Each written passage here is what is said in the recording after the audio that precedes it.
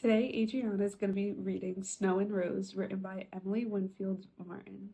Chapter 1 Snow and Rose. Once there were two sisters. Rose had hair like threads of black silk and cheeks like two red petals, and a voice that was gentle and sometimes hard to hear.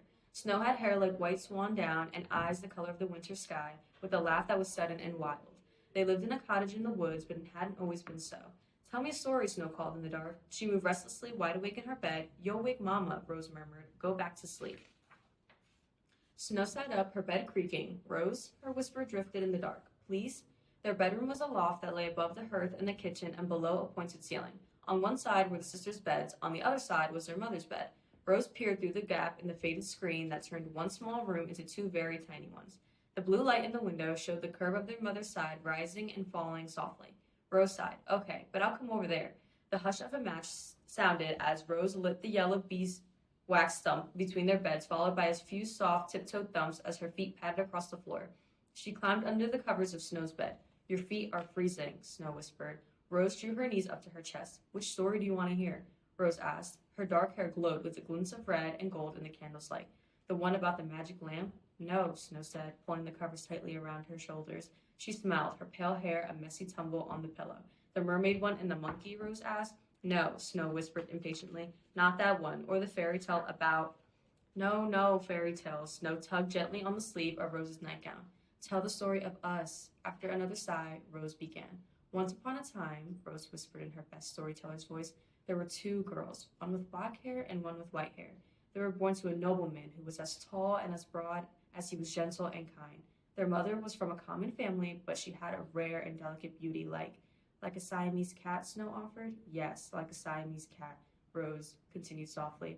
And their mother was a painter and sculptor who loved to wake up the things she said were asleep inside big slabs of marble and her statues filled with sculpture garden.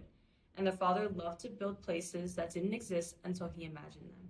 He loved to read about all the things that other people had imagined and built, so he had a library with shelves that reached to the ceiling.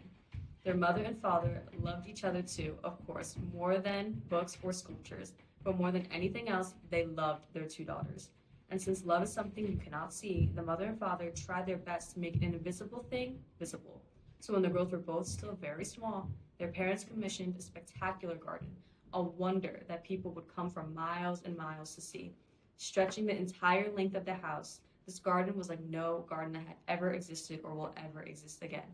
Half of the garden was filled entirely with white flowers of every kind, with pale, delicate bells of lily of the valley, spires of vanilla foxgloves with speckled throats, climbing moonflower vines, and from the tiniest white daisy to ivory delilahs the size of dinner plates.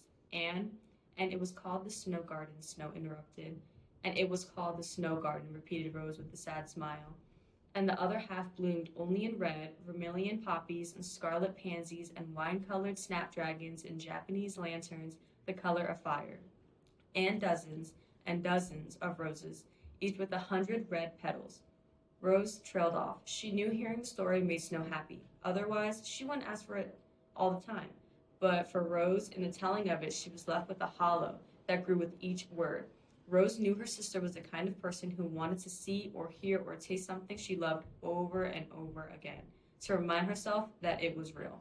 Rose was another kind of person. She wanted to hold on to a thing she loved as tightly as she could. She wanted to keep it safe, special and safe, for fear that it might get used up, or worse, that it might escape like sand or sugar slipping between her fingers. You know a lot of words for red, Snow whispered. Her eyes were closed. Now tell me about the swans. Rose looked at her sister's face, a content pale moon in the dark. Rose breathed in and pulled the quilt to her chest. She continued the story dutifully, her voice as low as she could make it, so low it was barely there. And in the center of the snow garden in the rose garden was a pond ringed with willows, and tracing circles on the water were two swans, one white with a dark golden beak, and the other coal black with a beak of the brightest red. And this is where the girls were born, the place they grew up. This is where they had closets stuffed with dozens of dresses, where their porcelain dolls had so many lovely things to wear they needed closets of their own. This is where they had an extremely fat cat named Earl Grey, and where they had their lessons and acted out plays and had their tea. And when they played hide and seek, Snow would always hide in the sculpture garden, Rose would always hide in the library, so it wasn't even a good game. What was your favorite part of the book so far, and what type of relationship do you think Snow and Rose have?